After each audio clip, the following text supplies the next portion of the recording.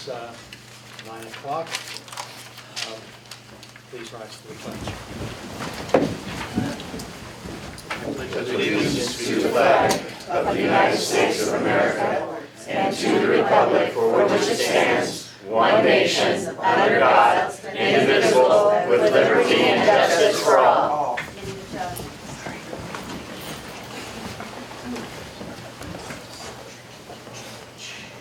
Thank you. We'll open public comment. Any comments for items that are not otherwise on the agenda should, a person should come to the podium and address the board at this time. Not one at a time. Good morning. My name is Barbara Ravines. I live at 108 Bridger. I don't know if you need to know all that. Grass Valley. In the 20 years that we've lived here, I've had a well and a miner's quarter inch, and now we're in Grass Valley's water system. I am here because of this transparency issue. Today's headlines, shocking as they are in the main about transparency and possible cover-up. In our small-scale problem in Nevada County, why is NID unwilling to be on the record for anyone who cares to watch a video of these public proceedings? Other agencies are willing and are doing it. Audio is not alone is not sufficient. Barbara, this item is actually agendized later, at least at the audio portion, and it might be appropriate for people who are making comments on this general topic to bring it up in the open session item. That way, we as board members can actually participate in the dialogue. We can't now because this is public comment. All right. Well, I was actually addressing the video issue. I believe the video and the audio are really related. Oh, I thought they were separate. I actually looked at the agenda and I didn't see it on the agenda. So I apologize. You're correct. The audio policy, but the discussion of audio and video are related topics. Well, I agree. Certainly. And you know, for anyone else here, if you want to address this issue, you know, I would recommend that you raise it in the open session item because then we can have a fuller dialogue. Okay. There was a lot on the agenda, and frankly, one thing caught my attention about the groundwater management issue. Is that same comment applies since that's on the agenda. Okay, it's I'm really just better saying, to reserve your comments to that point. Is it beyond there? So this is going to be an all-day meeting? Hopefully I not. guess I'm a little concerned about my time. Number 8, general orders. Whether it's an all-day meeting is up to you folks. I have one other thing then that I Please. can bring up, which I don't know is on the agenda. I don't really mean to take up your time with things that shouldn't be there, but I've heard that there's a very large generator that was just purchased by NID. And my concern is, I was wondering about, was solar considered? We are in a period when we are trying to move into renewable energy, and this is a wonderful spot for solar, and I think it's the direction we need to be going, and if that's true, I was very disappointed about that, because it should have been considered. Okay. Thank you. Richard Thomas, I would just maybe make the suggestion, Mr. Chairman, that if people have comments about the audio, video, that is, I think, number 8 on the agenda. If their schedule does not permit them to wait through the rest of the meeting, that they might be allowed to make those comments now. Sir, I think Director Wilcox's point is just that boards precluded from responding to public comments that are made at this portion of the meeting. But to the extent you want to go on the record and make your comment on that issue, that's certainly acceptable. Cool. It might be simpler to move the audio policy up on the agenda, to follow the consent agenda. I think, Nancy, you make a good point. I'll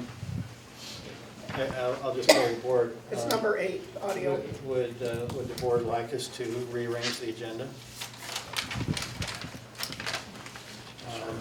seeing no objections from the board, we can take up agenda item number 8 at this time, if folks would like that.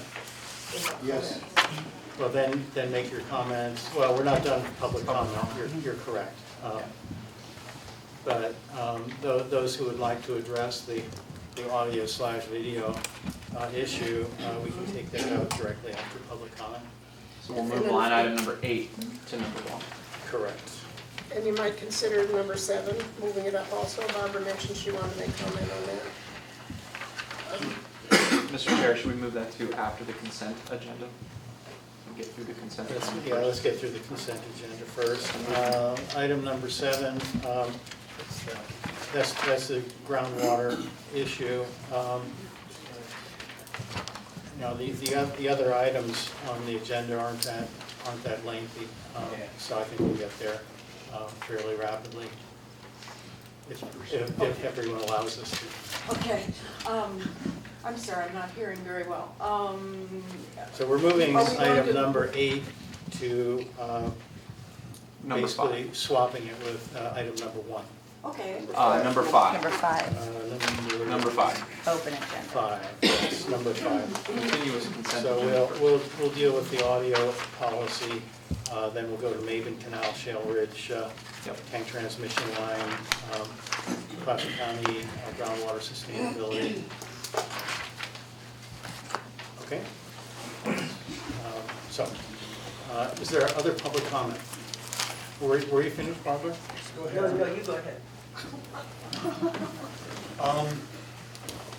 Good morning, Mike Kasner, Indian Springs Organic Farm, Penn Valley, 31 years using NID water to farm.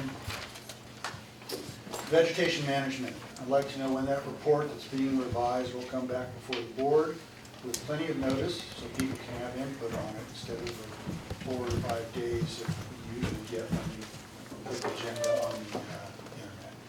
Thank you. Any other public comment? Hi. Diana? My name's Diana Suarez. I live in Colfax. I've been coming to these meetings regularly, and I noticed you painted the curb red out here, and I understand that's probably a safety issue. My concern is parking for people. Because you don't live stream or broadcast your meetings, people have to come here to experience the live meeting. And parking is very limited. We've found places once in a while in your parking lot, but it's mostly filled with employees and work trucks and that. And then during, I think it was Easter vacation, we were able to park at the school over there, but there is no parking for the public. And I think that's a concern that the board should, in the interest of transparency, should find some parking for the public. I mean, people are driving around here going, where can I park? And that shouldn't be so. And also, I'm wondering if live streaming is on the agenda. I know video and audio, but live streaming is another issue entirely and might be something that this lady was concerned with. Thank you.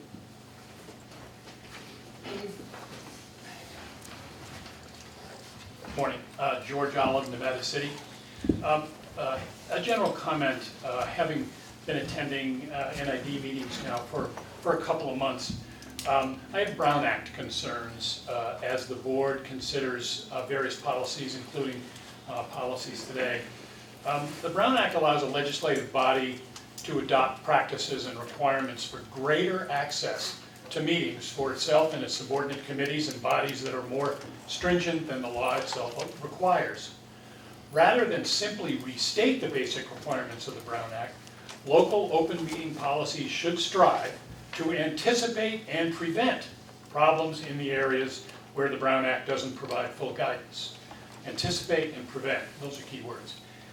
As with the adoption of any other significant policy, public comment should be solicited, and you guys do a good job of that. A local policy could build on these basic Brown Act goals. The legislative bodies need to get its business done smoothly. You're excellent at that.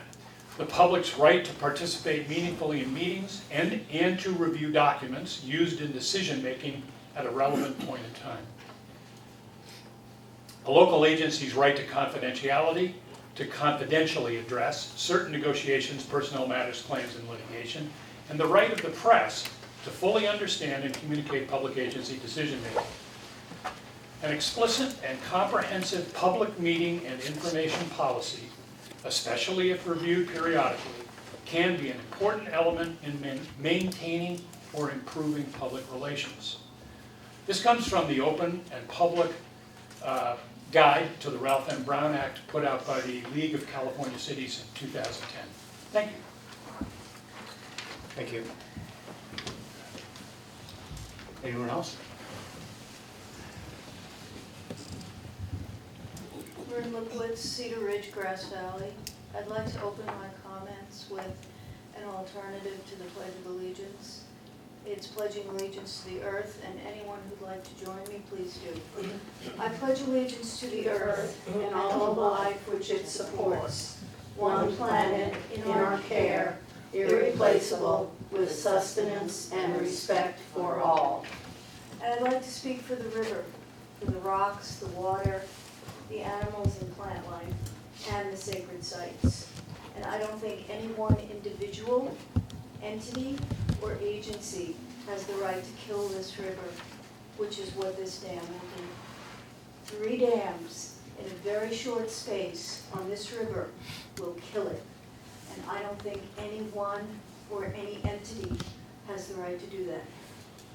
More practically speaking, I have a suggestion that we recognize that we're a part desert environment all summer long with no rain. We're a desert environment, and that we landscape our golf courses accordingly.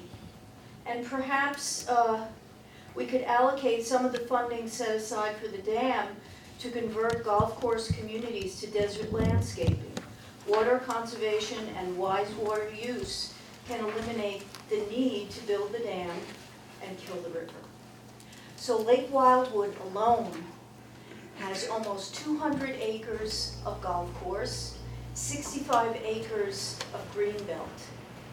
That's an way over the top lawn that needs to be watered all summer long. So I printed some of these out for you. This is the Jack Nicklaus Design Toscana Country Club Golf Course, Indian Wells, California, with contrast. Oh, they have two. They have a conventional grass course and a desert course.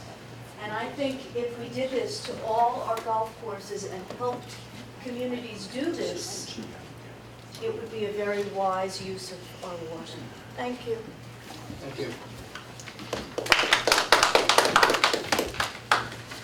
Anyone else? Okay. In that case. Wait. I looked down and somebody popped up, sorry. I'm Umi Stevens and I live in Colfax, right over the Bear River. Our house will not be flooded if you make the dam, but we're very close. And I love the nature. I'm originally from Norway, and so I thought it was interesting what you were saying about the golf courses. Because they play golf on the snow there, on the ice, so, it's possible. And I also think that the nature we have with all the beautiful trees, it's not just the river, it's also the nature around with old trees, so many animals, so many birds, that, will be in trouble if there's a dam there that they won't be able to get to. And also, it's so beautiful and quiet. I hate for them to start chopping down all the beautiful trees. And all that just for other houses to come. I don't understand how you would take away houses that are already there to build more houses in the future.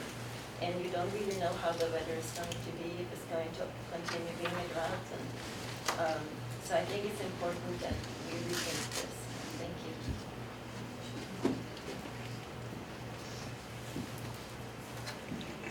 I'm Shirley Osgood from Grass Valley, and the tree thing really moved me. As you guys probably all know, we lost 5 beautiful oak trees on Main Street this week, or in the last 2 weeks, because they were buckling the sidewalk. And that it brings up for me, you know, all the creatures that depend on the trees, the beautiful shade and everything that they provide. And when I think about all the nature that would be lost with the dam, it's really disturbing. Thank you.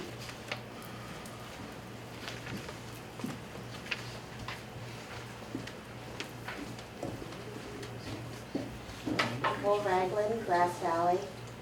My comment is about the dam, of course. There's a lot of talk about water rights and protecting our water rights, but we also have a right to breathe clean air. And it's a known fact that the biomass, when it starts to degrade, it releases carbon in the air. Living in a beautiful area outside of the city, our air quality is not what it should be because we get blow off from Sacramento and surrounding areas. This is going to compromise the health of so many people who live in this community. Thank you.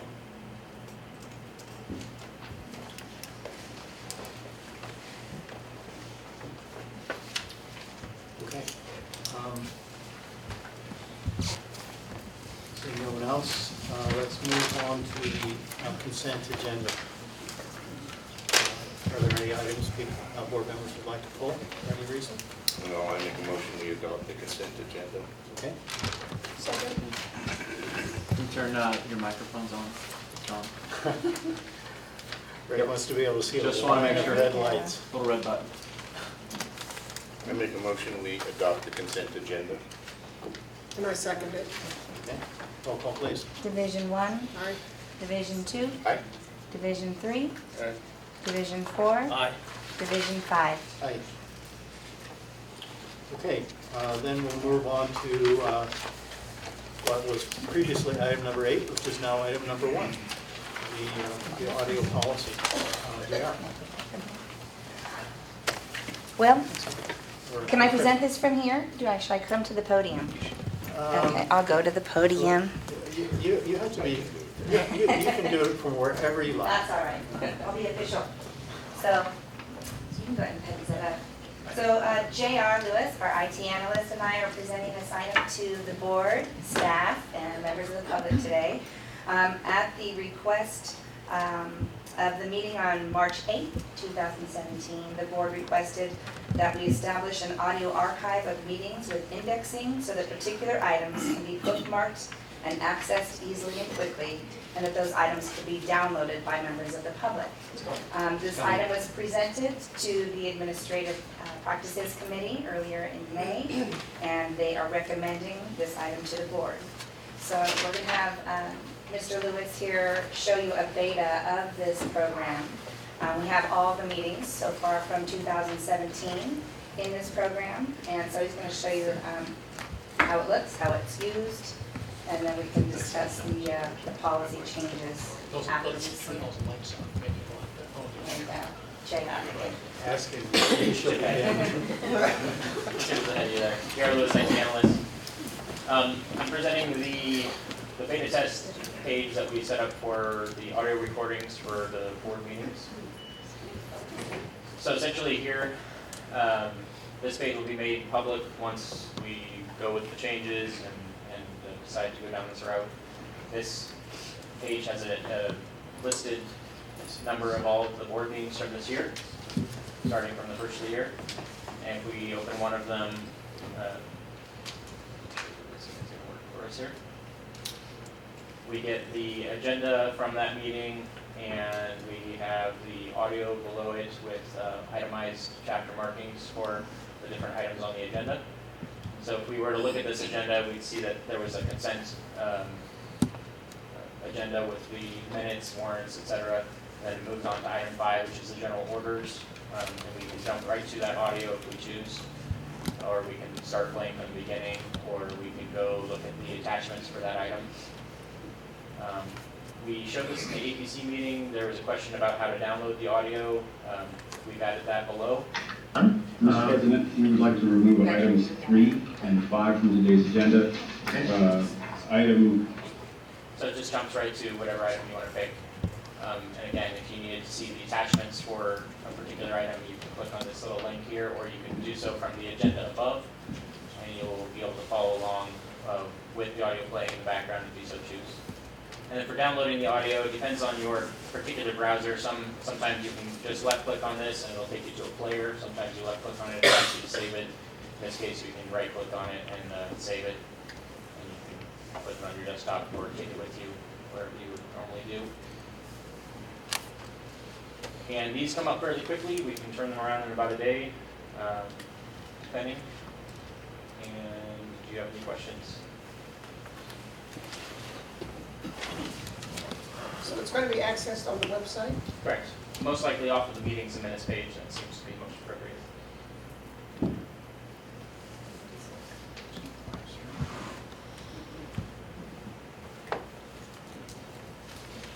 Okay, thank you. Do you have any questions for me on Stay Put? Yeah, perhaps you can quickly review the changes in the policy documents that we're proposing. Sure. So the audio recordings would actually become the official record of the district, and we would move to action minutes, so there would be conflicting official records of the district. So the policies that are before you, there's 3 separate policies that would be amended as part of this resolution. The first is for records retention, and the audio recordings of the board special meetings would be maintained, obviously, for the life of the district. These recordings would be considered the official record of the district. They would be on our website for 5 years, as recommended by the APC committee. And right now, I believe our agendas actually go away once a new agenda comes up. So, and if the public wants copies of records, they have to do a public records request for those staff reports. So these would actually, the audio recordings would stay on for 5 years, as recommended previously by APC.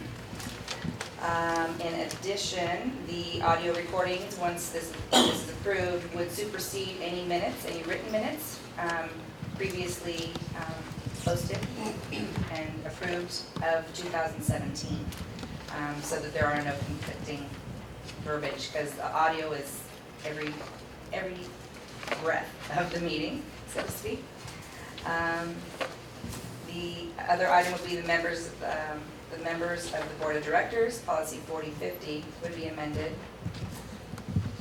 because it's talking about action minutes, so we'd be moving to action minutes only. As far as the written minutes, they would also be maintained forever, but they would be in action minute format, not as lengthy as they are now.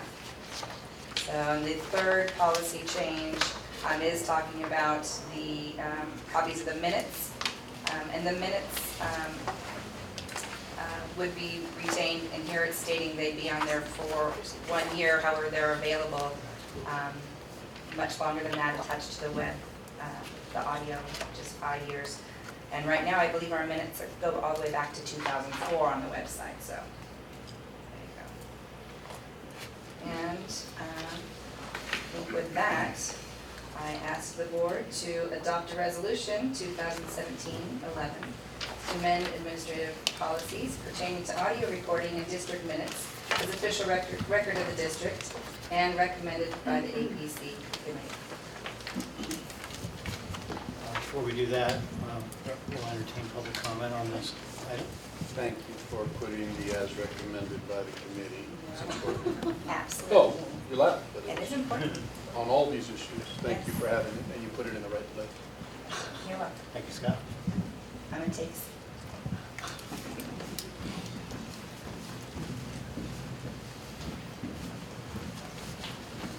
Good morning, Sid. Don't be shy. Shyness is not one of my characteristics. That's for sure. Who said that?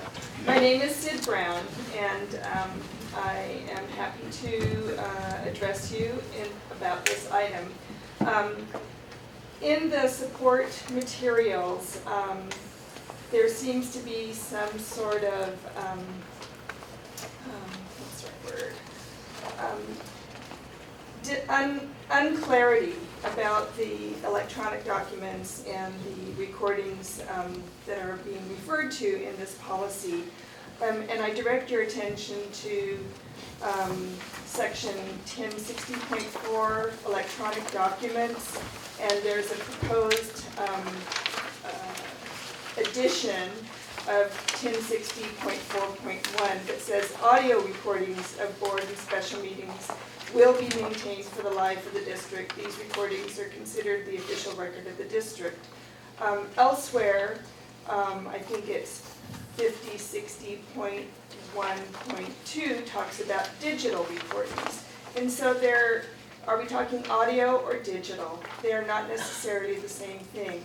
And I would recommend that the board consider sticking with digital and not specifying audio recordings.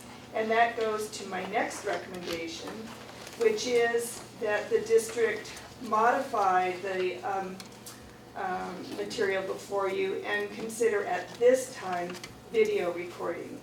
So I would just like to read a proposed motion that you may consider now or at another district meeting, board meeting. But I would suggest that you consider something along the lines of direct the executive director to be empowered to establish, implement, maintain, and archive indexed digital video recordings of all NID board meetings with linked supplemental supporting files. Such recordings shall be available online through the district's public website. Recordings older than 5 years shall be archived and available through a maintained archive-specific web page. Such recordings shall serve as the official record of actions and business of the NID Board. The Executive Director is herein directed to establish the digital video recording system and process as soon as feasibly possible in order to provide easily accessible and public-friendly records of the district board's meetings. You may not be able to do that at this meeting, and I would like to congratulate the staff for constructing a architecture that to me would be very easily adaptable to a video recording, which is where I think and recommend the district goes forward. So thank you for your consideration, and if you have any comments on your leanings toward this matter, I would be happy to hear it. Can you submit that language to the board secretary? Absolutely, I will do it. I'll email it right now.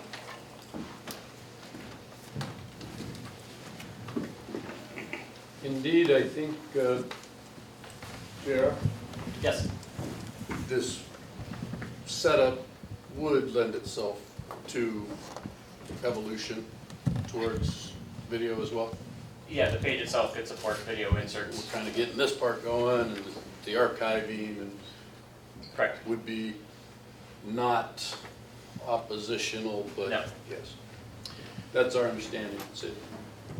I noticed on the county website, you can click on either a written audio or video presentation of their agenda items. And I know that there's certainly been concern expressed in this board about the bandwidth that the video requires, and in some rural areas that's disadvantageous. So people have the option of listening to the audio version of it. For some people that may be satisfactory. Scott's correct, the architecture that we have put forward here is highly adaptable to other types of files at a later time. And we could take that up as a later item. I don't think we can take it up today because it's not really agendized that way. But we could take it up at a later time. So, Ricky, go ahead. Good morning, board and staff and public here. I was present at the APC meeting where this was discussed in some detail. And there was one thing that came out of that I did not see addressed within the packets, and that is, it was my understanding, you guys, that there was some direction to staff to figure out the problem of how in an audio recording you identify the speaker from the board, and whether it's Nick or Will or whomever. And that is one of the big hurdles in audio versus video. The video, of course, is the preferred the preferred method that certainly we, the public, want. And it has the added advantage of being able to identify who the speakers are. And so in this policy of the audio, I just didn't hear any discussion from staff, and I know, Chris, you were there, about what happened to this idea of working on how you identify the speakers in the audio. Would you like me to address that? Well, I'll just say one thing. I know that one of the suggestions that was made is that at the beginning of board meetings, Chris maybe call the roll of the board members, and board members respond present or whatever. And that way, listeners to an audio only can kind of get a voice signature of the board members, and that could help. That's just one thought. Well, we don't think that that's actually the solution. We think the solution is really truly live streaming and video. But there was a question I asked at the APC meeting that never really got answered, and Ram, when he was here, said, well, your question isn't, you know, it was about audio versus, or I'm sorry, it was about video versus audio, so I was kind of shut down. So I'll re-ask it again, since you gave us permission to talk about both here. And the question is why? Why have you guys all steadfastly refused to do the video streaming? What is the purpose for it? You've taken heat everywhere. Why? Yeah. Understand Please it. don't include me. No, and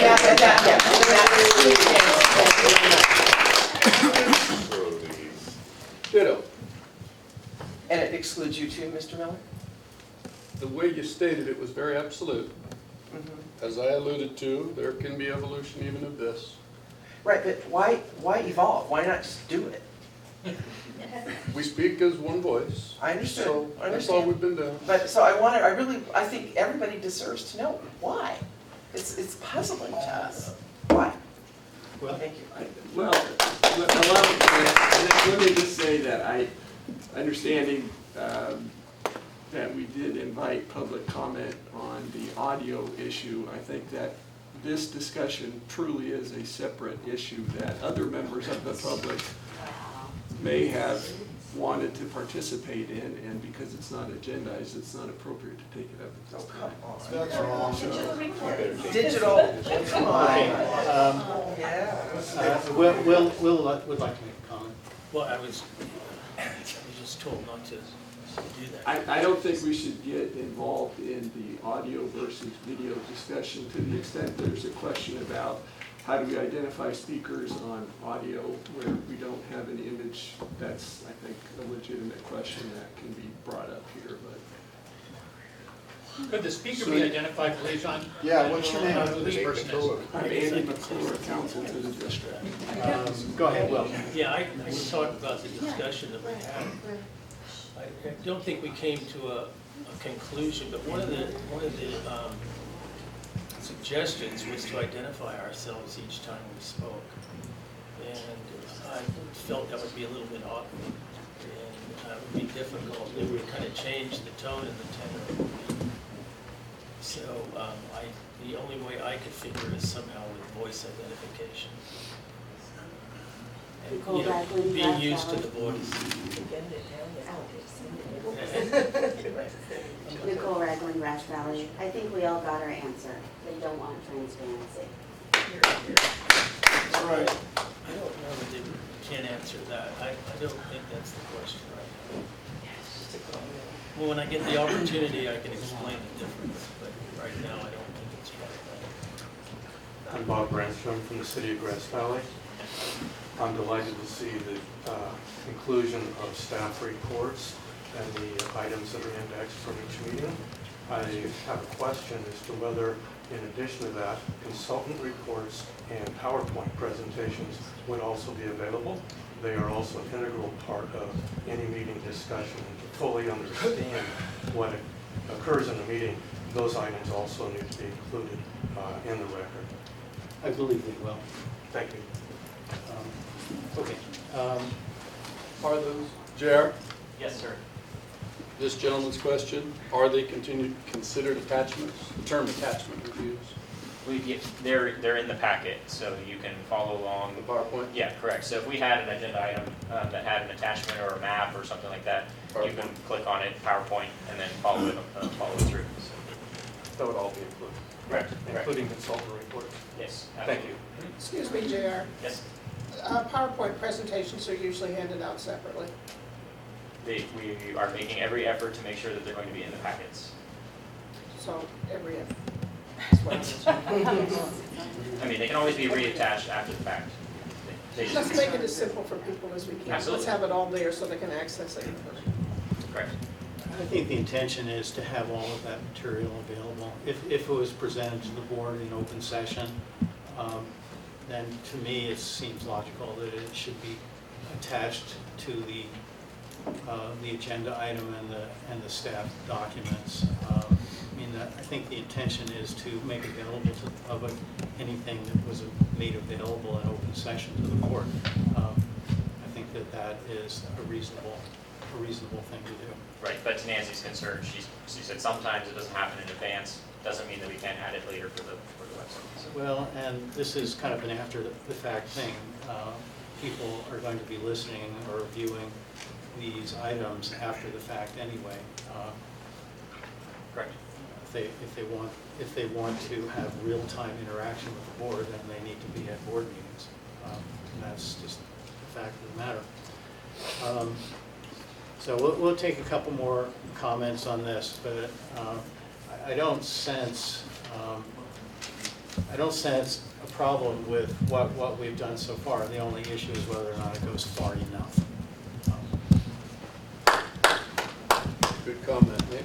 I'd like to comment as well. Richard Thomas, thanks to Pascal again, and thanks to JR, who I think has moved through this process very professionally with the direction that he's been given. And I appreciate the result of his work.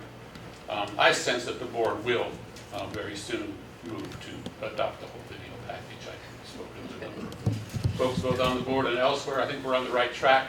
I think the format that JR has put together enables that. So change is difficult. You know, when anybody's approached with something that's different, it's difficult. I know it's difficult for me to change my opinion on things, and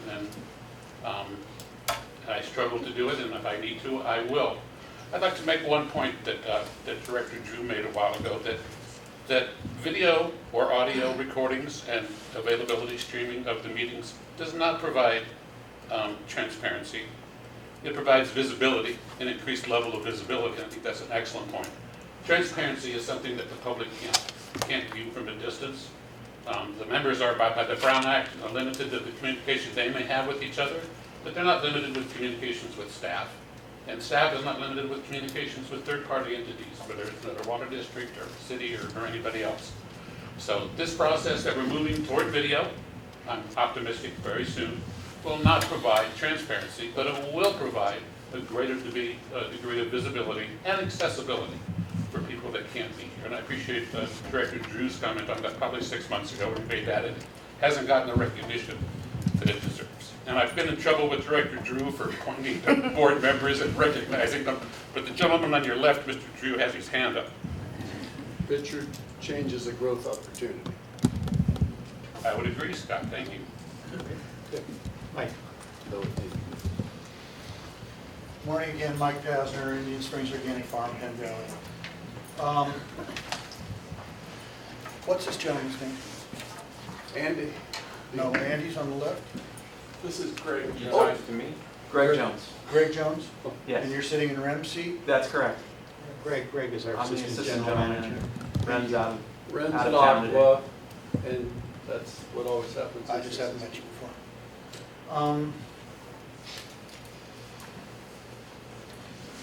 That's a good point, transparency versus visibility, and that's well received by me. One thing that this new audio program doesn't have is it did not include public comment. There was no blue in area where you can click on public comment and get public comment. That's an important part, that be part of the audio. I'm disappointed in you gentlemen for not bringing the video part of this to us today. It could have easily been agendized, dealt with, finished, not have to come here as often, not have to get in your faces often. This is not something I enjoy doing or want to do or have time to do, but it's a must-do because you have to do this. You need to get the video portion of it all the way through so people can see who's talking to who. You won't have any trouble identifying which director said what, and you can draw that back up anytime at home in the evening after work is over. That should have been done today. I don't know why it isn't. I would like to hear from each one of you, what is your opposition to the video part? I don't care if it's part of today's exact discussion. I've emailed the board about this. I've never received answers. I don't even know if you've received my emails because they are first reviewed by REM before they're supposedly sent to you.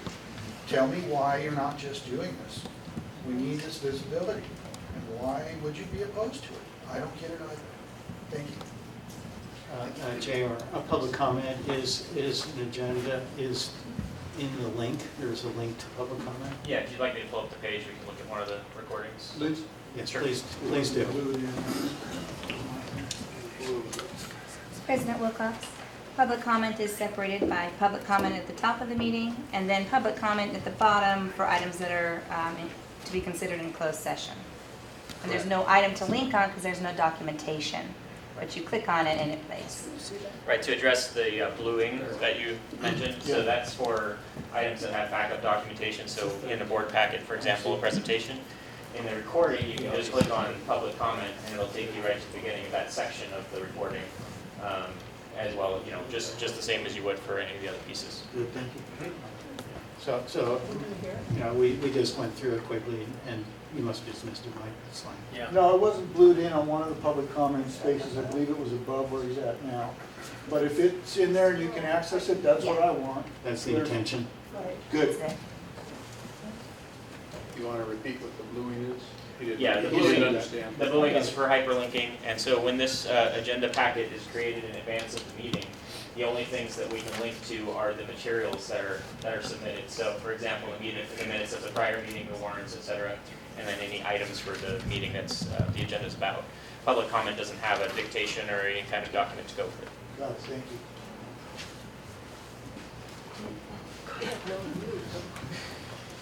Quickly, I know you're anxious, or I'm anxious to get on as well. I just wanted to say thank you for the positive feelings that I'm getting about evolution and moving forward. I think taking Sid Brown's suggestions would be a great boon to the public. After all, I can't get here on Wednesday mornings because I have bad knees and I have a spinplex and I try to keep walking in order to not have an operation. So that's why I have not been a member of this group for a very long time. But I do want to thank you very much for what I feel is a positive direction that's going on. And also thank you for the transparency discussion with Richard and Mr. Rich, because that is an eye-opener. Thank you. One of the things that I want to add to that is there has been discussion about openness, and all of the meetings are open. I mean, open is open is open. And what the... No. Mike, would you please... Finish your thought. You can't change open. That's wrong. Okay. One more, just a quick one. Just a quick one. Thanks. Welcome back, Dan. From Colfax. I think it's real positive that you guys are moving toward video. I'm a visual communicator. I get like 70–80% from people's faces, body language, and that's not there in audio. So I think it's real important to include video, and I would like to even say that I want to thank Pasquale for live streaming, because that's a step beyond. You know, we're into the 90s, getting to the 2000s, now we're in the 2017, and we're live streaming. We just have to go to Ubinet, and we can see a live stream of this meeting, which is, you know, far beyond what you guys are doing, but I'm grateful for what you're doing. Thank you. Is there going to be somebody in charge of facial expression interpretation? I don't know, maybe you. That cuts both ways. Just a quick question, cost. Please state your name. I'm Marin Lefowitz, Cedar Ridge, Grass Valley. Cost as it compares to video alone, And how would the transition be made? How would that transition in cost go? I think those are all issues to be determined at a later time. So I have some comments if I may. Sure. Questions? To Chris, please. Where will Public Record Act requests be required to get any information? I'm sorry, can you repeat the question? The public records request would be the same process.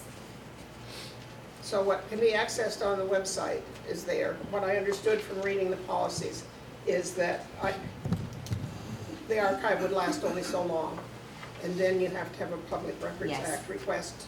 Is that 5 correct? years. 5 years for the digital or audio recording at this time. Is there anything else that would require a Public Records Act request? Any documentation that's not on the website. Okay, thanks. And I have a comment on the policy for members of the Board of Directors. The new item 4050.4. The fourth line is the repetition, the beginning of it, of the phrase before.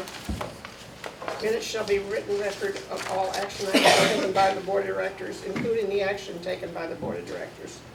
That last phrase, including the action taken by the Board of Directors, is redundant.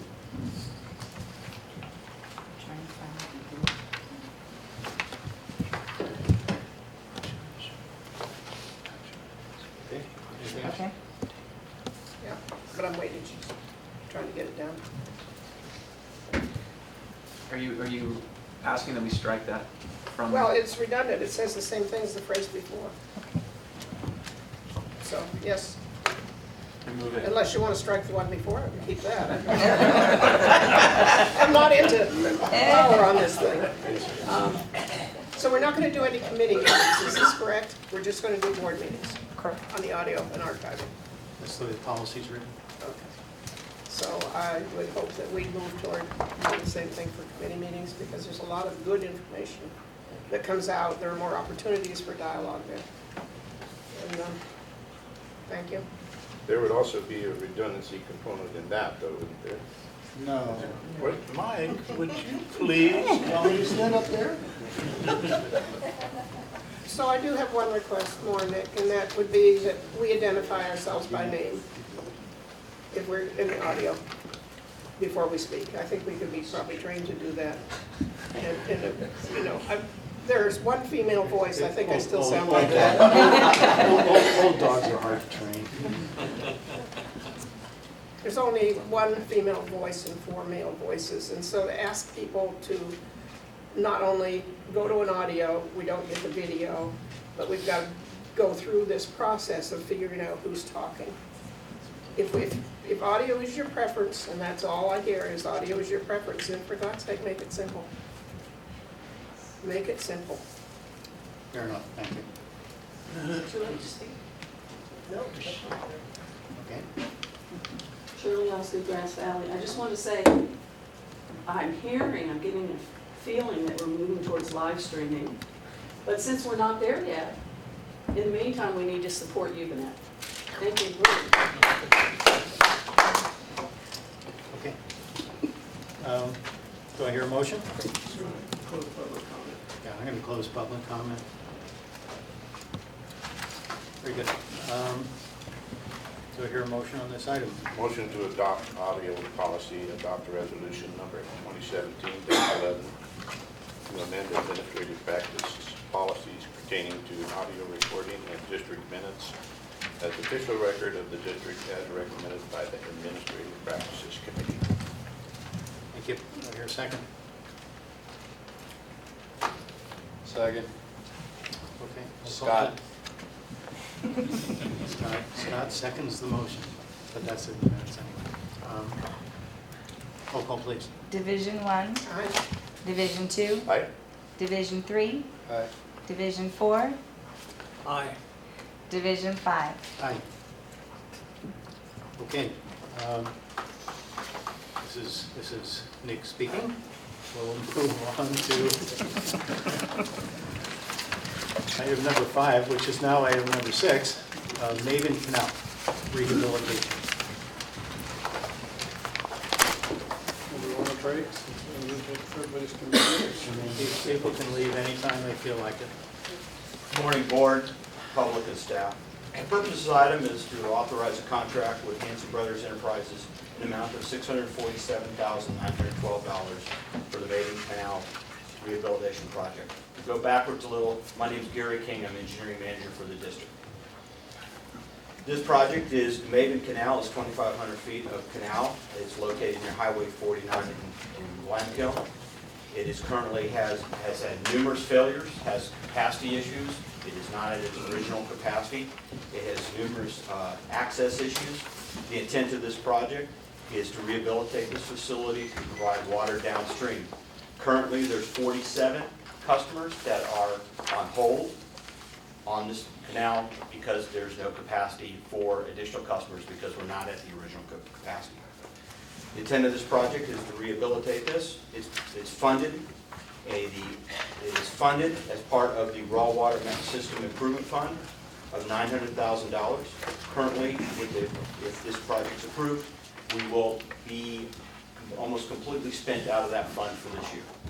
It is a recommendation of staff to approve a contract with Hanson Brothers in the amount of $647,912. Scott, Gary, thank you. It's been a long time coming for these folks down there. How are the 47 plus others notified that now they can, the moratorium's been lifted? Like we've done with the Newtown, that will be a process. In addition, we still have to do targeted. Yeah, we still have to do more work on the Tyler, but this is one of the pieces of a multiple to get people water.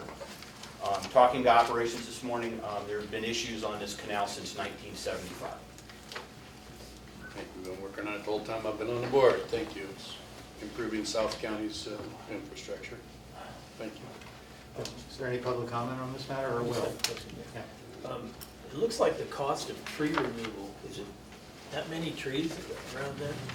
There's a lot of pines on the canal. That's one of the reasons there's multiple failures on the canal. They're $98,000 for trees. Yes, sir. Taking trees is not, there's nothing cheap about taking trees. Scott, name me something that's not god-awful expensive in today's society.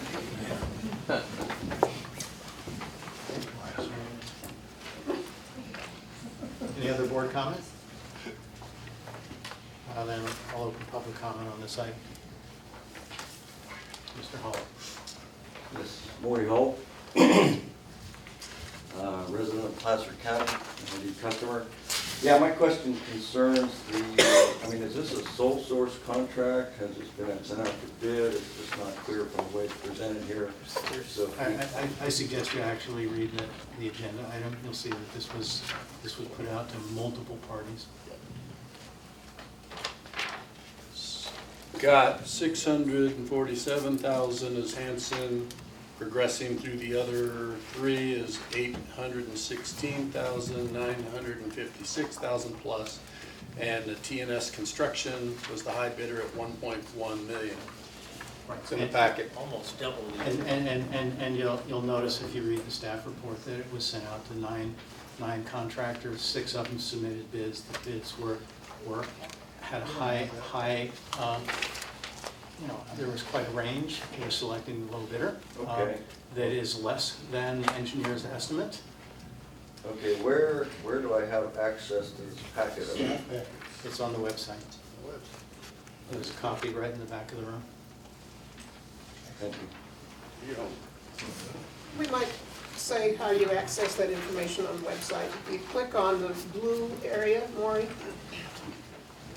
When it's highlighted in blue, you go next to the agenda item, click on the area that's highlighted in blue, and then you get the contents of the packet. Thank you. Okay? Good morning, Weber. board. I'm sorry. Not you, Martina.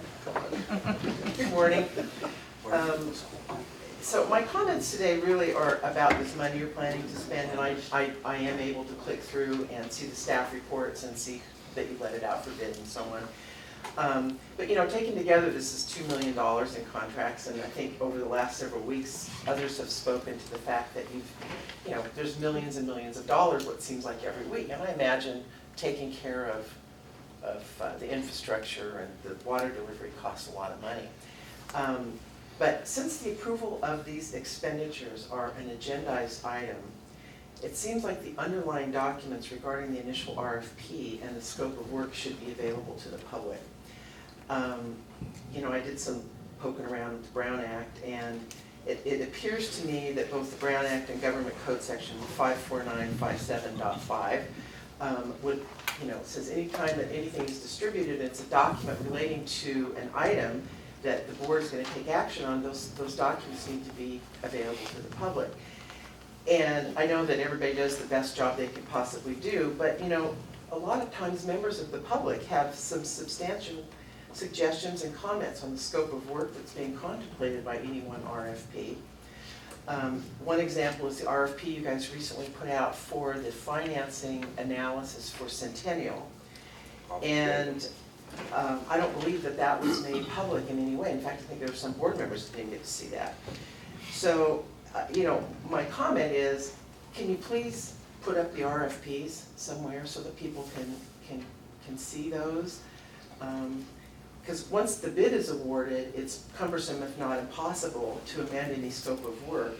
And, you know, there are folks out here in this community that have a lot of expertise and financial or engineering or whatever that may in fact have some really good comments of things perhaps to add or whatever that may impact the scope of work that you're contemplating. So I'm asking the general manager and staff attorney to review whatever this policy is and ask that those RFPs be made available to the public. Thank you. Thank you.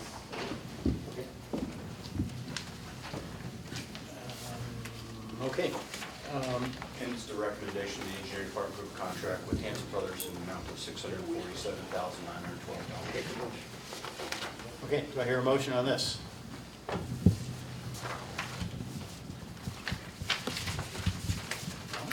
I would like to move to approve a contract with Hanson Brothers Enterprises in the amount of $647,912 for the Maven Canal rehabilitation for this Scott rehabilitation project, and authorize general manager to sign the appropriate documents. Second. That was John.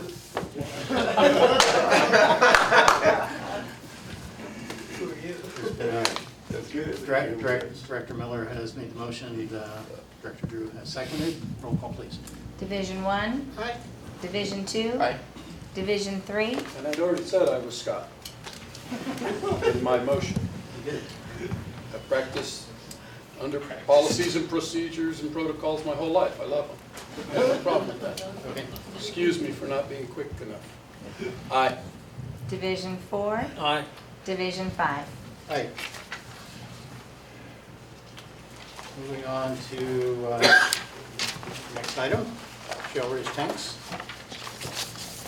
Gary King, engineering manager, Nevada Irrigation District.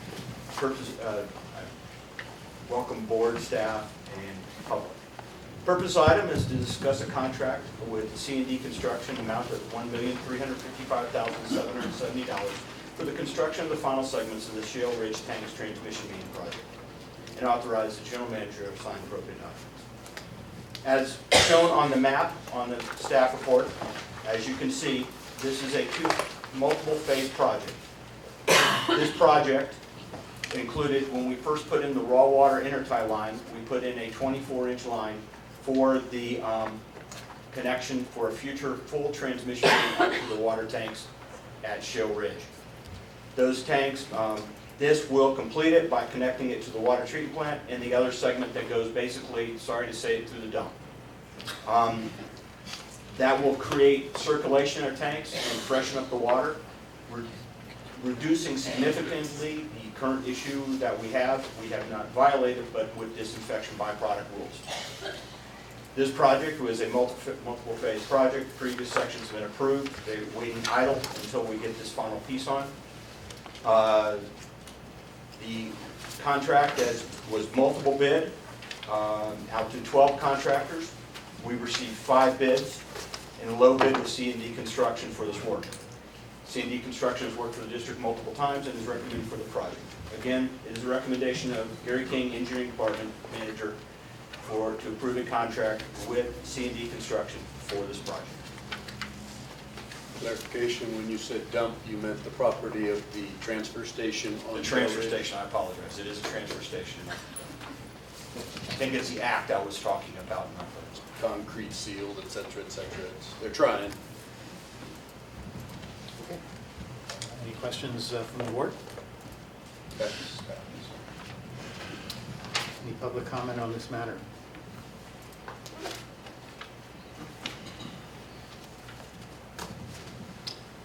Hearing none, I'll entertain a motion.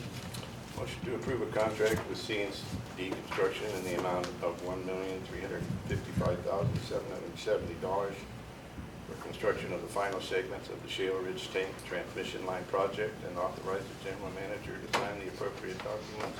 John. Second, Scott. Roll call, please. Division 1? Division 2? Aye. Division 3? Aye. Division 4? Aye. Division 5? Aye. Thank you, Board. Okay, moving on to item number 7. This is actually in this place a little bit. This is the membership in the West Placer Groundwater Sustainability Agency. I'd like to conduct a public hearing on this matter. And then we'll consider adopting resolution 2017-10, approving Nevada Irrigation District's participation in the West Placer Groundwater Sustainability Agency. Chip. Good morning, Board. Chip Close, Water Operations Manager. I can't help but feel a bit of deja vu as I stand before the podium today. But regardless, I'm here to continue the discussion regarding the district's intent to become members of the West Placer GSA and reopen the public hearing.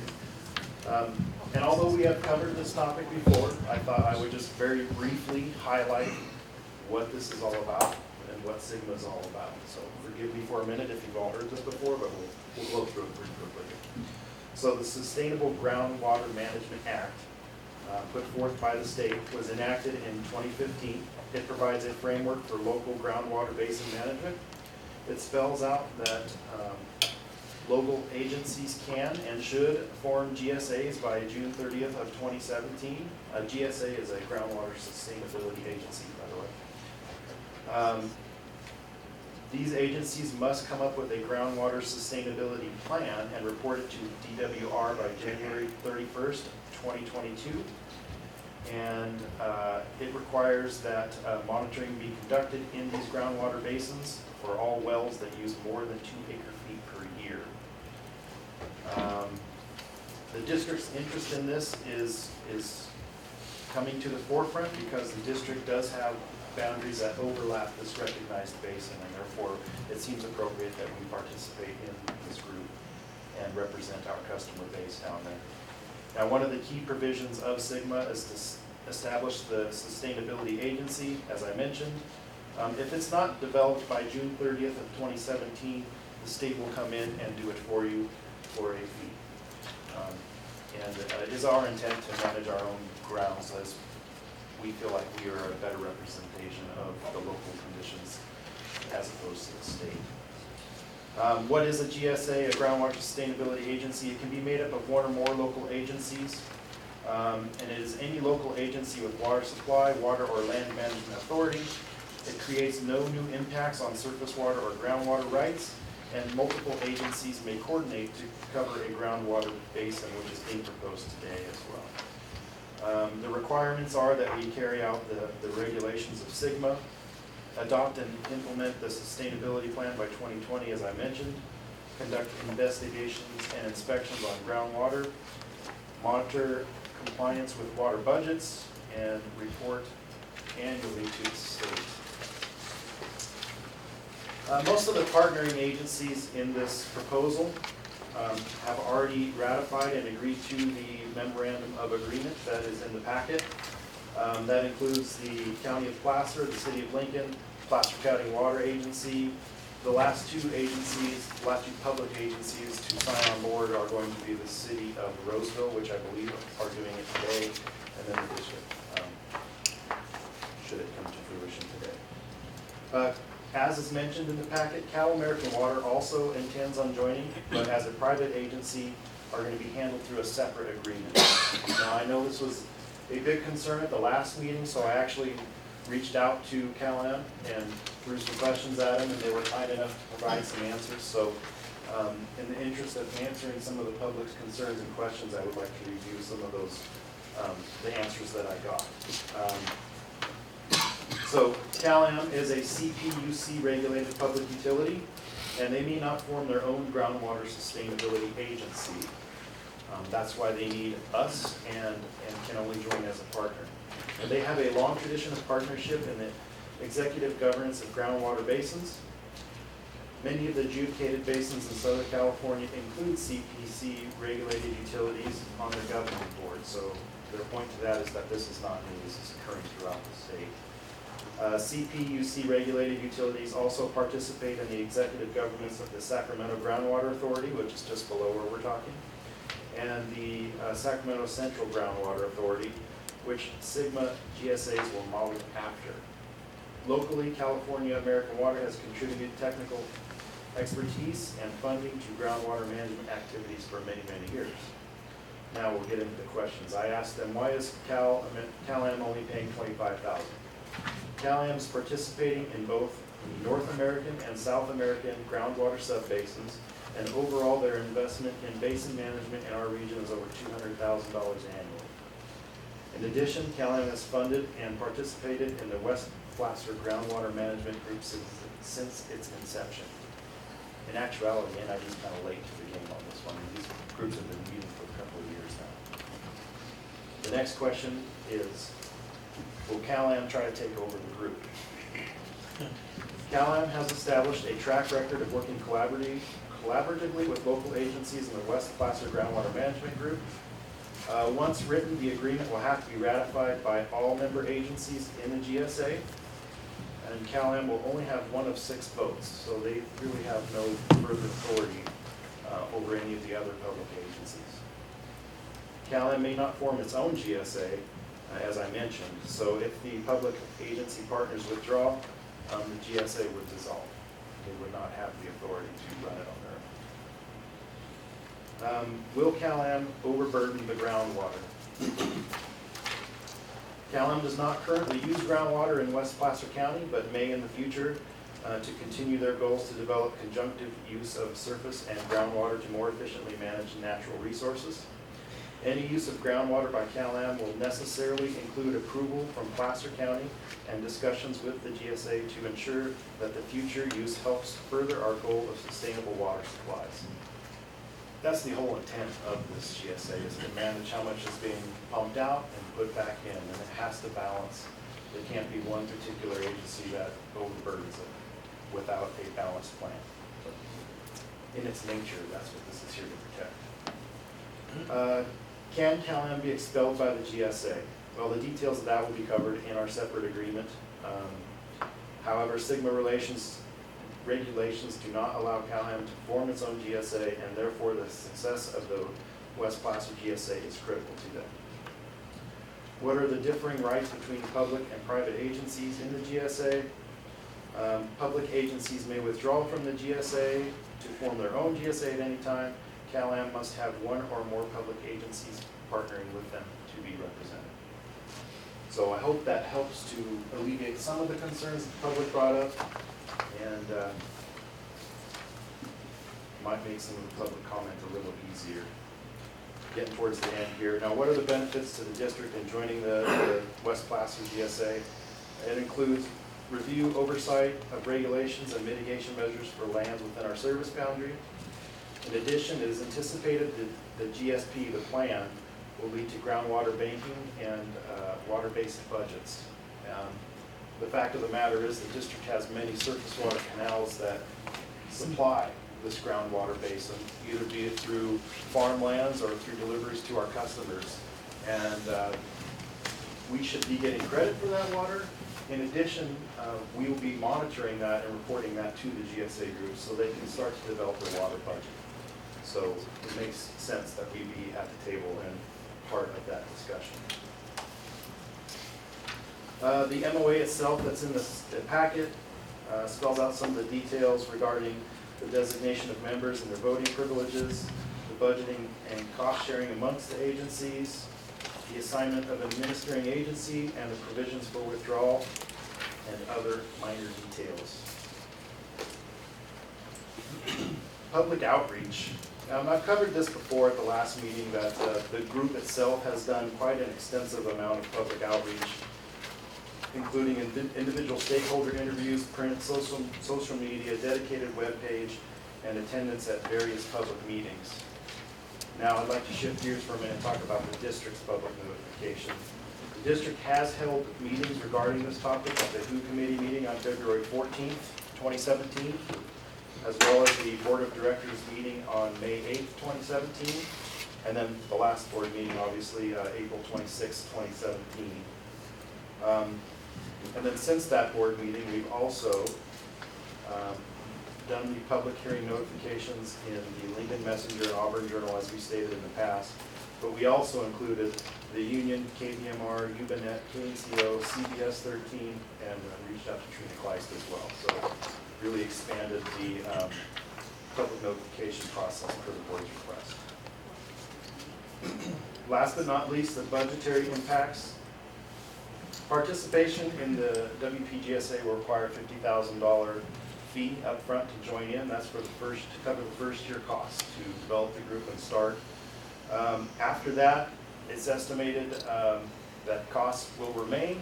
However, the group is anticipating applying for Proposition 1 grant funding, which has been set aside specifically for GSA formation, and therefore we're hopeful that the fees will remain low or maybe be offset by grant funding in the future. So, with that, that's the point of Question two. Go ahead, Bob.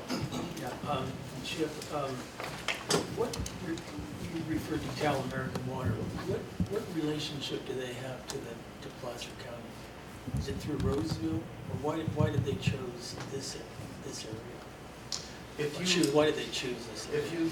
If you look in the staff report, in the MOA, there is a map showing the groundwater basin. Right. And what you will see on the very bottom half of the blue print portion, you'll see Cal-Am actually has a service area that is in the boundary and overlaps. They actually overlap 3 different groundwater basins. But that is why their interest is in there. They have an agreement with Placer County from many years back that said if they ever start using groundwater, they have to go to the county for authorization. Because the Placer County itself is the authority in that area regarding groundwater pumping. Yeah, because I know they are involved in the South Sutter area as well. That's correct. So they overlap the Sutter County GSA, the Sacramento, and the West Placer as well, which is why, per their point, they're invested pretty deeply in all of these different basins. They sell water through the city of Marysville.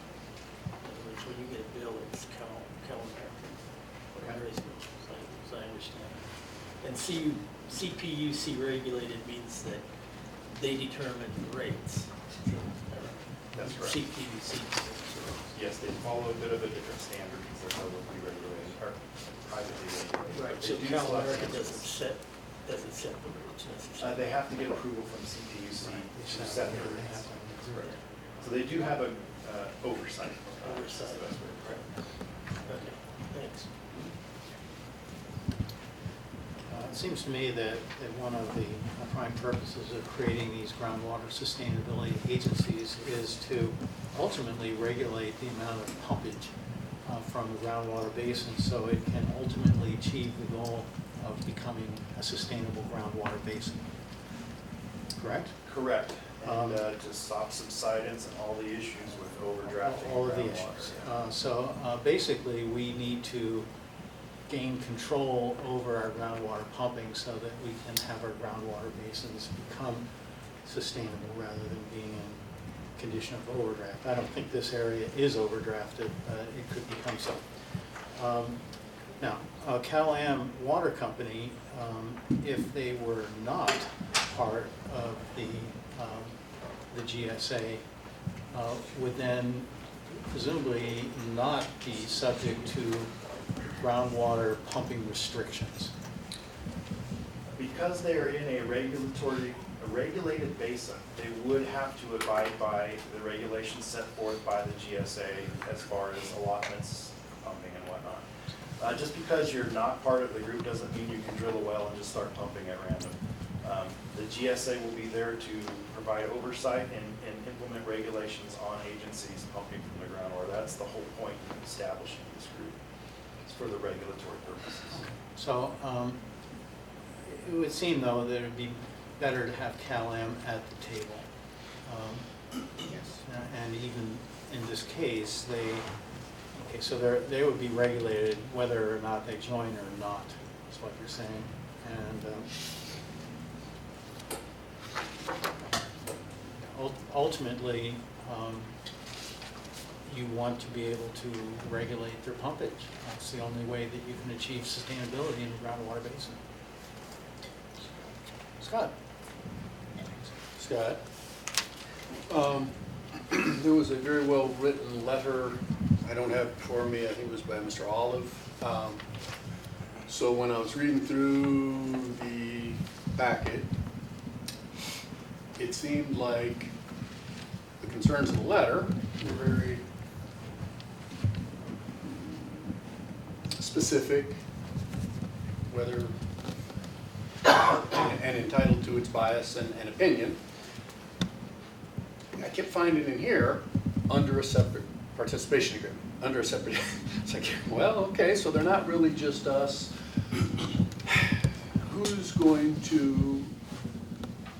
Who from NID is going to be a representative in establishing said participation agreement for the Cal Water people? Because it just kept saying, yeah, under separate. So, and I can explain that a little bit better, is that the group had anticipated Cal-Am would be participating right now. And might they have a diminished voting share? All that is and that will be detailed in the separate agreement. Participating. But the reason it's spelled out so detailed in the MOA at this point is because that they anticipated Cal-Am would be on board and participating right now. That hasn't occurred yet, and Cal-Am is delayed a little bit, and therefore they've kind of backburnered for now. So we have yet to come up with the agreement. In order for the agreement to be ratified, the member agencies all have to accept it. And so all the public agencies would have to welcome them in. To your question is who's the representative from NID, that would be myself, and the alternate at this point in time is expected to be the Water Resources Superintendent, Suzanne. And we'll be at that table, we'll be in those discussions, we'll be bringing them back, I would assume, to the WHO committee level to have those discussions with the board members as well, keep you informed. And you would anticipate being protective, not letting them usurp any of our authority, and yeah. That's correct. That's our job, is to be there to protect the district's interests, right? Sure. John? One of the easiest, most efficient and sustainable way to protect the groundwater is to lay surface water upon the land.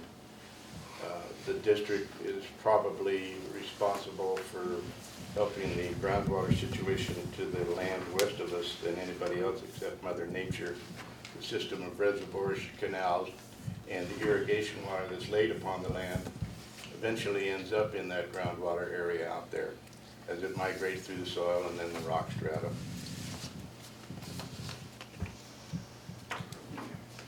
So, with that, yeah, I'll certainly open a public hearing on this matter. If there are any comments? Peter? Good, you're here. Yeah. The gentleman, Peter Burns, Grass Valley. I was the one who stuck my finger in the soup with the letter. Oh, I'm sorry. I don't remember who wrote it. And first thing I want to say is vote for this, got to be there, fully on board with all of that.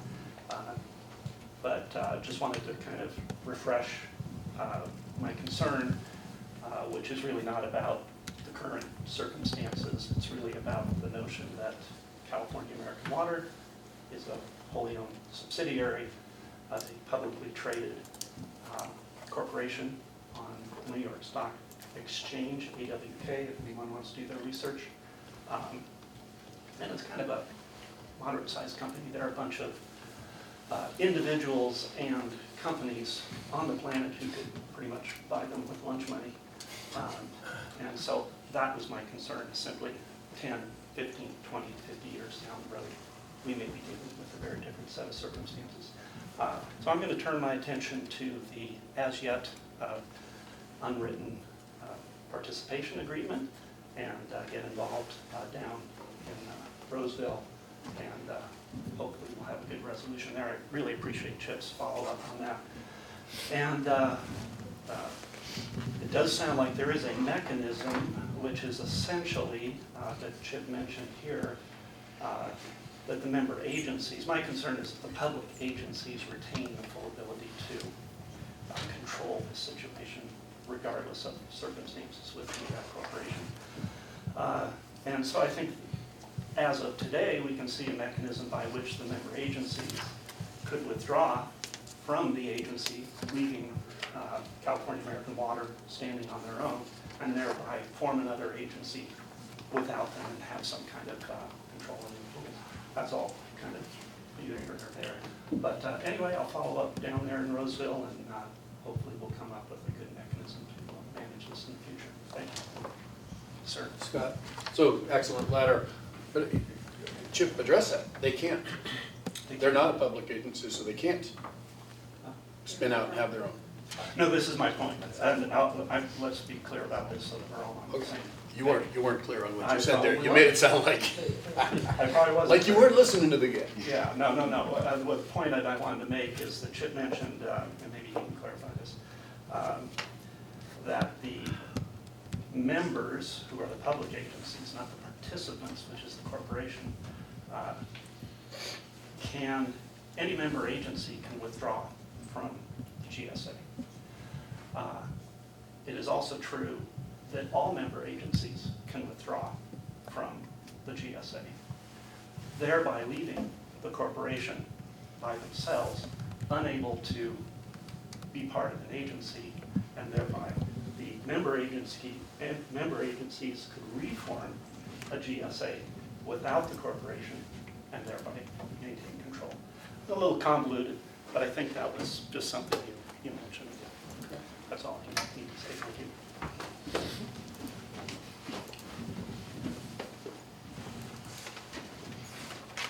Hello there, board members. My name is Charlotte Allen. I'm an NID customer from Morgan Ranch. I have a couple of concerns about this agreement, although in general I completely support GSAs, think it's very important to participate in them. My concern with this one is, what is the reason for having Cal American Water be a participant? They'll be covered by the regulations no matter what. Why are you inviting the largest publicly traded water company in the country to be part of the GSA? I'm not sure that it benefits the public, and I don't see the reason for it. The second concern I have is with future ideas of groundwater banking. This basin is downhill from almost all of NID territory. So my fear is that NID will end up being a big depositor in the bank and not be able to make withdrawals. It'll be Cal American Water who makes the withdrawals and NID who makes the deposits. In light of that, I would like to know how many acre-feet a year of water is supplied by NID to the area overlying this groundwater bank, because it seems to me that would be the maximum amount of withdrawal we could make. And NID has the largest water supply of any of the agencies participating, so we are likely to be the largest depositor in the bank. And I'm not so sure that's a good idea, especially if you've got a very large publicly traded company participating on an equal basis with the public agencies. Thank you. Scott, the first part of your question, we're not in the group, we're being invited. Chip said we're a little late to it because we were invited to join. So we've had no authority to determine who's been in the group. We're being invited. That's what this vote is about.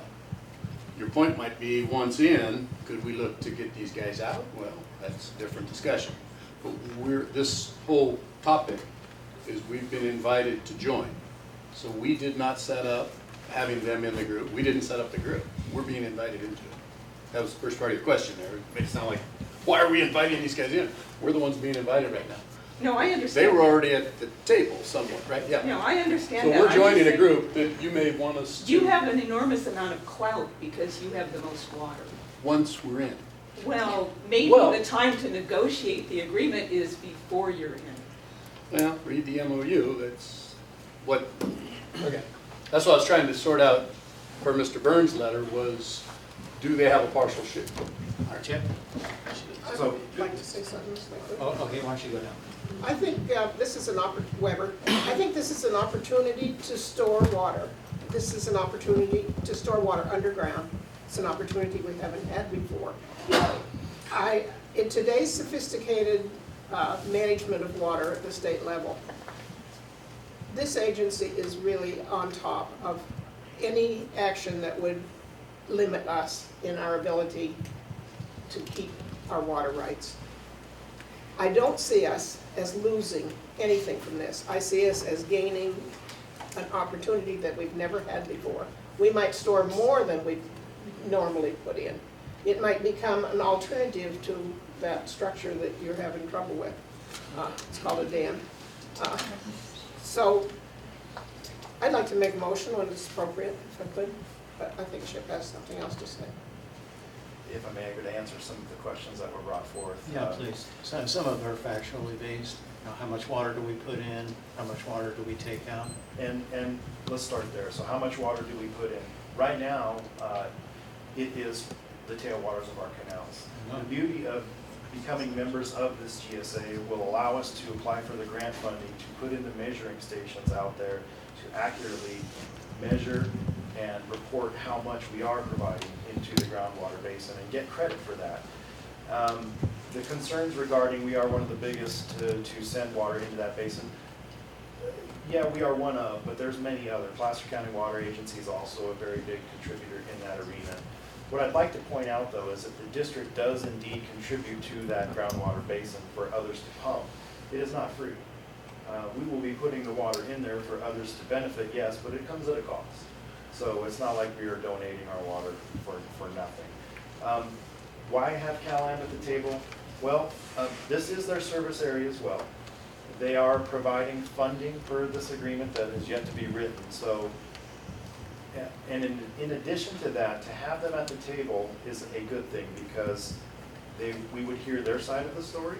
However, they don't have a vote that's worth any more than any of the public agencies. And in addition, if you read the MOU, it says that the votes will require a majority vote. And I would think that all the public agencies are going to band together, do the right thing, and CalAm's vote, if it was detrimental to the public agencies, would not move forward. So there's some level of protection in there. I think it will be bolstered a bit by the agreement that has yet to be written. But again, that's something we will work towards and keep the board informed. So Nancy, would you like to make a motion? Yes. I close the public hearing. We got one more. Well, we got one more, huh? Okay, well, I guess we're still in public hearing. Excuse me, Gary. My name is Barbara Ravines. I share the concerns of the lady from Morgan Ranch. Because this is new to me. This is the first time I've seen it, even though it's apparently been notified and so on, because I was here on another issue. There are about 80 large development projects going on down in South County, in the West Placer area.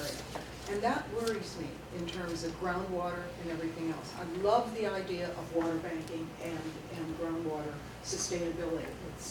It's the most important, one of the most important things we can do. However, this just, again, it's this American Water is again, a publicly traded company that I'm wondering, yes, they may have a service area, but why would we need to be involved? Is it the money that they're bringing to the table? Because if it is, they're bringing money to the table to the other utilities as well. I don't really get why we need them. And I think it could be fraught. I think working together with these other local agencies is terrific.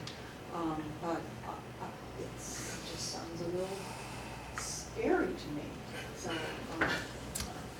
thank you. Okay. A comment, Nancy, and then you wanted to make a motion. Weber, if you look at the map, I think it would clarify a lot. If you look at the map, they overlie this groundwater basin. And to eliminate them from it is to deny that they're there. And that's not a positive way to move. The public agencies, Placer County Water Agency and NID are very strong water agencies. There's no way we're going to give up anything to Cal Am Water. But we want the opportunity to have all of the entities included, all of the ones that overlie this basin. So it is an inclusive thing.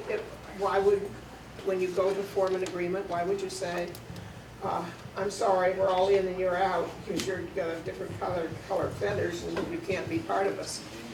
I think you can't do business that way, Barbara. I think you have to include them and you have to have ways to protect the water agencies and our water rights. And I feel pretty confident that this has been well done and that it is well worth going forward with. Would you like to conclude, Chip? Thanks. Close this public hearing. Didn't see anybody else jump up. So with that, staff is recommending the adoption of Resolution 2017-10, approving a memorandum of agreement establishing the West Placer Groundwater Sustainability Agency, and authorize the general manager to sign the MOA. John, so moved. Second. We have a motion and a second. Roll call, please. Division 1, Aye. Division 2, Aye. Division 3, Aye. Division 4, Aye. Division 5. Aye. Thank you. Okay. We'll move on to General Manager's report. Okay, thank you. Good morning, Or Board. Assistant General Manager's report. Greg Jones, Assistant General Manager. Okay, I've got 3 project updates, a little update on water levels, and then a quick update on a recent PR that we did yesterday. Yeah. That's correct. You act like one. Thank you. He's acting, gentlemen. Must be the glasses. So, wanted to let you know that the Newtown Canal abandonment will be discussed at the Engineering Committee on May 16th. Okay. Willow Creek Pipeline is going out to bid by the middle of June, and that the Greenhorn sediment removal notice of preparation for the EIR will be prepared and ready by the end of May. Give you a quick update. That's set of removal at Rollins. That's correct. As of the 3rd of May, last week, precipitation at Bowman Lake was 134 inches at 208% of average. And NID total storage is at 245,000 acre feet, 123% of average, and that's 92% of capacity right now.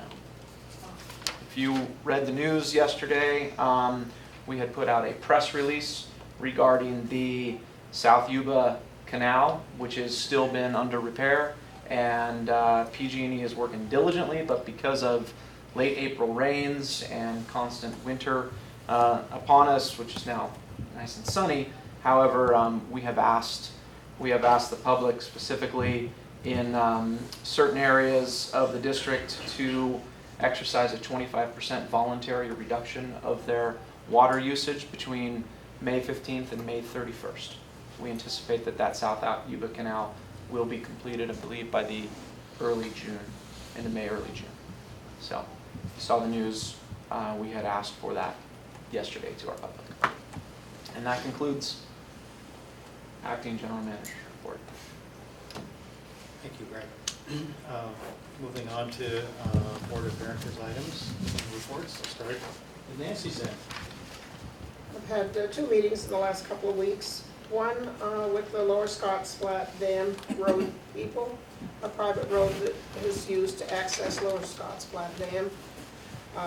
It's been a concern for many years.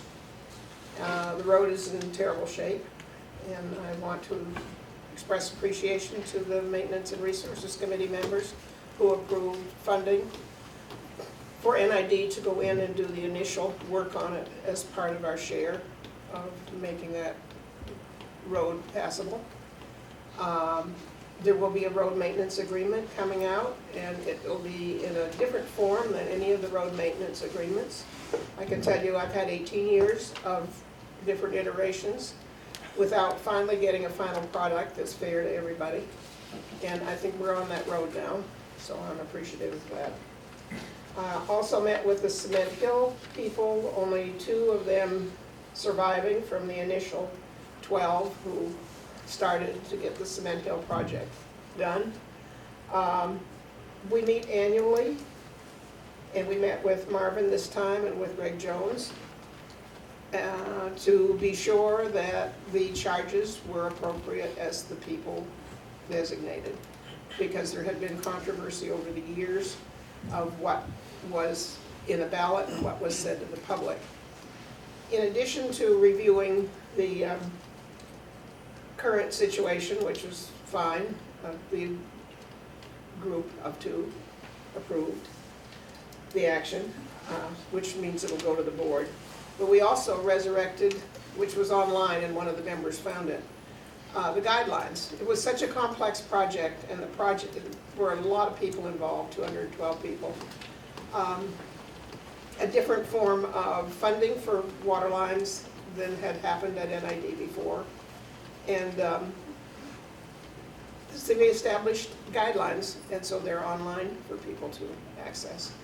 So that's a pretty positive experience.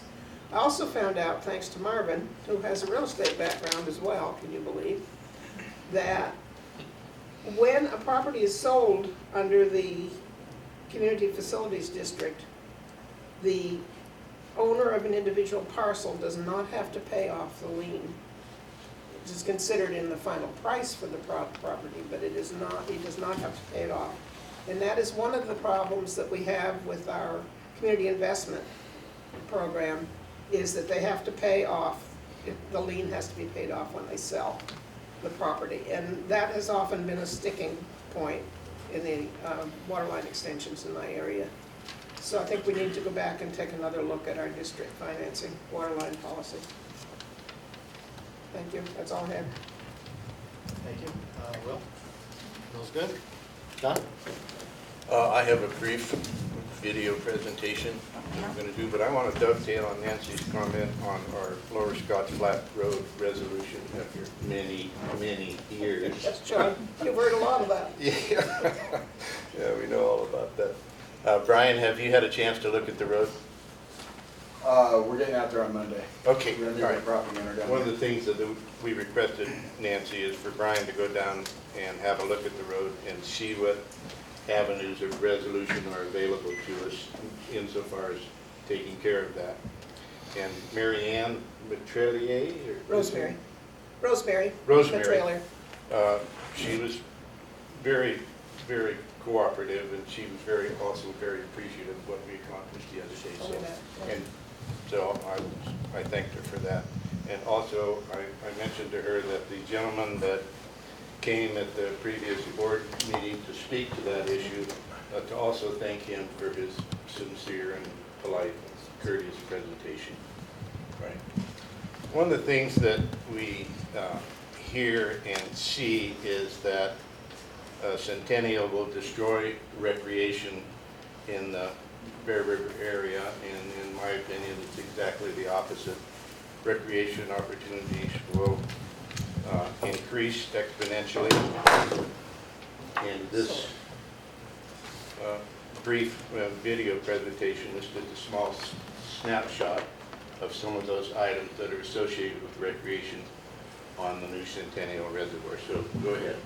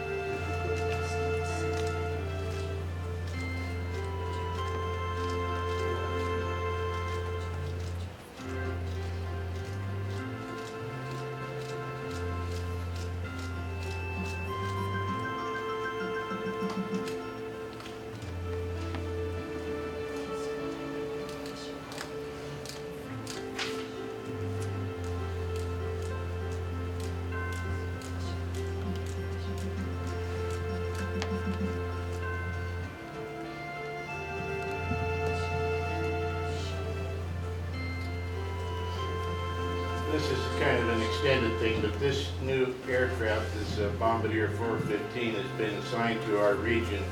It's able to pick up water directly out of the reservoir and then distribute it immediately in the area. And the canyon, if you're familiar with that canyon down there and the entire area down there, it's an area of extreme fire danger, and this new aircraft, as well as the helicopters, will allow a significant increase in fire protection for that region. Thank you. Scott? I'd just like to thank engineering again for their work over the years on the Maven and as we move on to the Kyler. It's cost has a multiplier in there that's as much intuitive as it is calculatable. You mentioned 47 people. We already know that it's an expansion of the customer base. People have been here forever in the district since the inception that just can never be served. So again, thank you. It's took a lot of time and negotiation for, boy, 15, 20 years here, huh? Working on that Maven. So somebody mentioned the cost, and yeah, it's tough, but it would have been cheaper some years back. But now we got it, hopefully, and we expand the customer base and services, which is one of our mandates in the Vatican. Anything else? Oh, you shouldn't. But since you asked, Then please don't.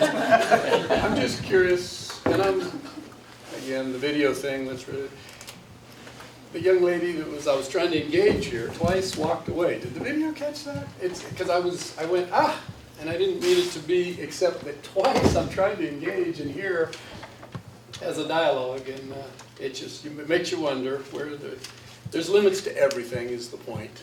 Videos are fine. I've not been against it from the get. It was the Nevada County TV proposal that was the only thing that startled me. And I think there's JR showing us there's other ways we can get it done.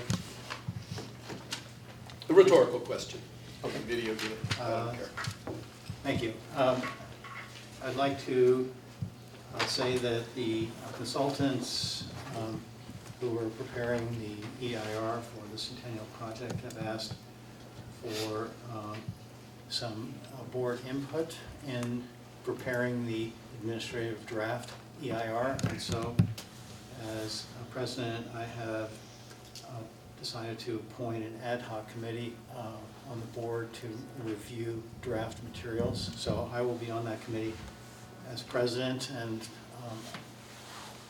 perhaps the only person in this room who has actually participated in the writing of an EIR and defending it through the California Supreme Court.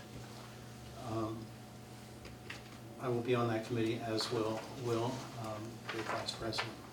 So we will start receiving draft materials soon. We have not yet received any draft materials. If anybody has any questions on this, I'd be happy to address them. You guys run on the APC. We are the APC. So it's really an extension of the APC at that point. It is, but it's not an But ad extension. hoc, It's not an extension of the APC, in that the APC is a Brown Act committee. This is not a Brown Act action. It's an ad hoc committee and it's not subject to the Brown Act. Correct. Okay. So I'm just letting people know that that is going to start happening very soon. We will start getting draft materials for review and comments. Also, So will this is Scott again, so said ad hoc committee would then be reassigned in 6 months, and/or is it being that it's going to be the chair and the vice chair? The seat will rotate at the end of the year. I imagine this will go on for a while. well, the draft document is anticipated for circulation in the August-September timeframe, Okay. and when But this year. So it's a this year. seasonal ad hoc. And so because it's when this ad hoc committee has finished its review work, it will cease to exist. Gotcha. So it's not a standing committee such as the APC. Not a problem. I kind of highlighted, earlier there were other discussions, and the one gentleman brought up the Brown Act. It also is a heavy hindrance to us, in that if you're not on the APC, here's where some of us get to hear some of the stuff too. The veiled part is not always intentional, and I don't think it ever really is, but certainly not always intentional, but a manifestation of the cumbersomeness of the Brown Act to be real. I mean, a third member would suddenly be a violation, so we always have to wait and hear it, and sometimes we're hearing it for the first time too. So this review is not being done under the auspices of the APC? No, gotcha. I was taking it to another point about earlier discussions. So, I have a question. I really can't hear you when you turn that way. Oh, So I only got part of what you said. There's no amplification, huh? Yeah, there is. Not for You us. just have to speak into it. Oh, okay. Everything's selective. What about, JR still I've been in the room? accused of that. So, my understanding of an ad hoc committee is this for a specific purpose, serving for a limited time. And did you say this committee will go on into next year? No, I said specifically. I couldn't hear Scott. I said specifically that this committee will go on until the draft materials are reviewed. The anticipated release of the public review draft of the EIR is scheduled somewhere around August, September, so this review will need to take place between now and then. Then this ad hoc committee will cease to exist. Will there be opportunities for the public to attend the ad hoc committee meetings? No. That's what I thought. I don't think we'll be having committee meetings per se. I think this will mostly be done via snail mail and remotely. This is not a public process.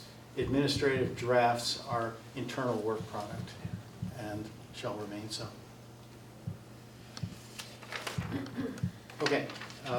Also in the last week, I did presentations on the Centennial Project to the Nevada County Democrats and also to the Grass Valley Friends meeting.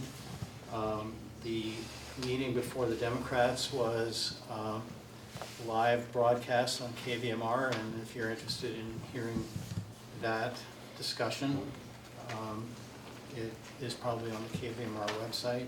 Rem and I did it together. Tracy Sheehan and Otis Wallen presented the opposing case. So that's available if people want to listen to it, I'm sure, on the KVMR website, and will be there for some time. So with that. Before you close, please, I'm sorry again. At the time that we initiated the EIR, I asked REM to have a peer review of the EIR by another consulting company. And I did that because in the recent past, some of our EIRs lacked completeness, would be the nicest way to say it. And so I just want to make that request again, that a peer review be done, because I think it's crucial that this really be refined and have good quality to it. So I'm making it publicly now. I made it privately to REM, but I'm making that request publicly now. Okay. Thank you.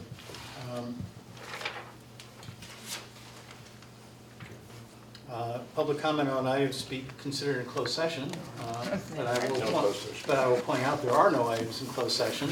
So if you have comments on items to be considered in closed session, I'll be a little surprised. Okay, we come to the rise of the meeting.